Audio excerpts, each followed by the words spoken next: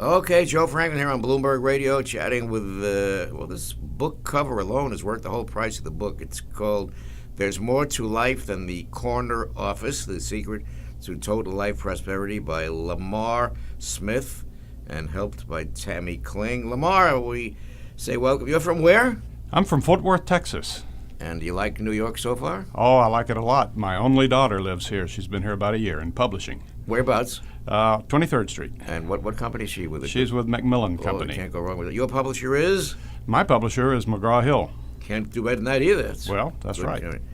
A little bit about first of all, this man himself is a highly decorated combat pilot, I've been advised, right? Don't be modest. We'd love to hear a little bit about that. Well, I painted myself in a few corners, yes.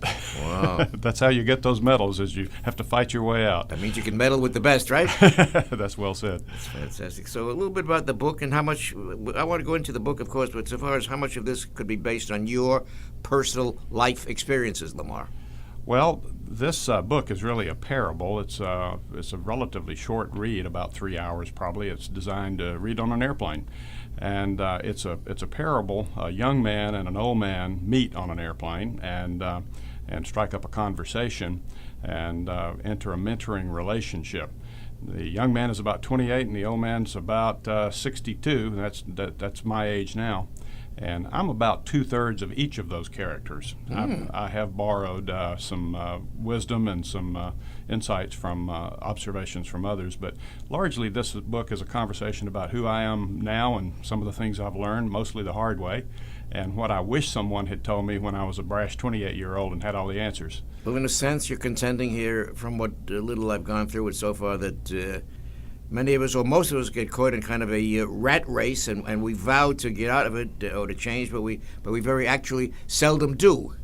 That's well said. The life today in America and much of the world is hectic. There's a lot of noise level. There are many things vying for our attention continuously. Frantic.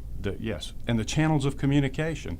You know, somebody said, you're living in the modern times when you have 8 phone numbers and you don't answer any of them. We have text messaging. We have all these methods of communication coming at us and vying for our attention. You start one job, you get halfway done, and 3 more have popped up in the meantime. And how you manage, that voice on the inside, how you view things, and how you manage, how you prioritize, is exceedingly important. Otherwise, your inbox and your electronic incoming messages will rule your day. So your hero here is so powered by desire, he finds himself on the brink of divorce, right? More or less. Yes, the young man is, he is sold out to his career. He is focused, and he doesn't respect his competitors, his peers in the office who are not as sold out. Now, his marriage is in deep trouble, and his relationships with others is suffering, and he's not really taking care of himself physically, but he's sold out to his career, and he's progressing.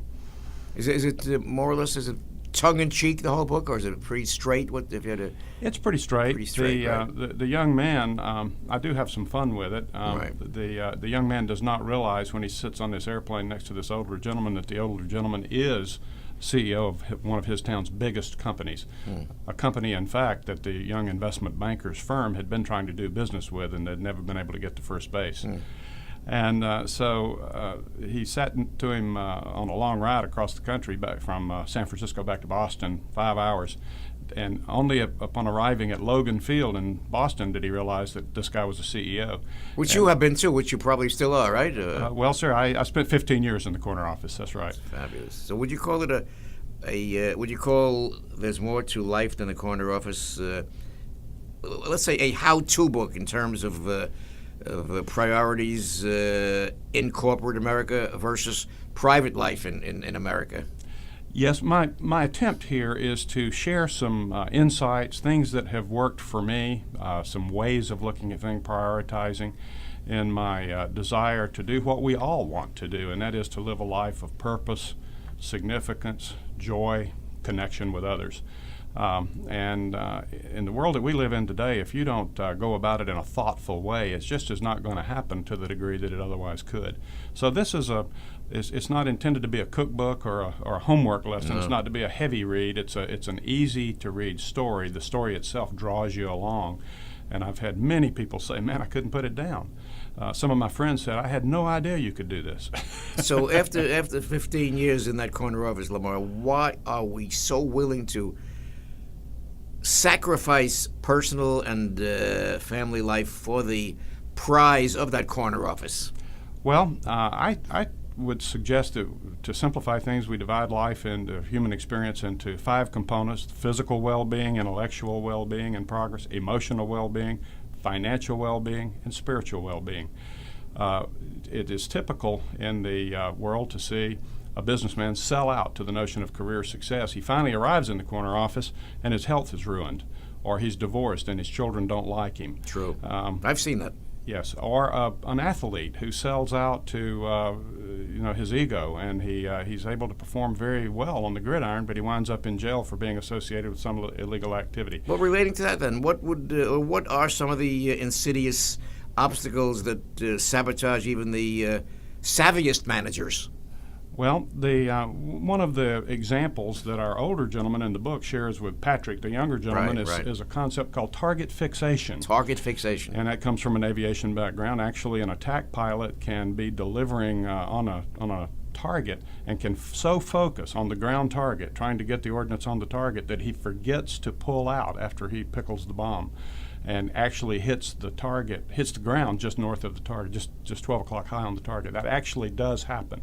And that can happen in our lives when we create blind spots by so focusing on one aspect, one goal, one desire in our lives, that we sacrifice, due to these blind spots, we sacrifice our well-being in these other areas. It's beautifully spoken. So apropos of today's headlines, Lamar, what might be your strongest advice for executives who've been shall we say, downsized out of their jobs by the recession?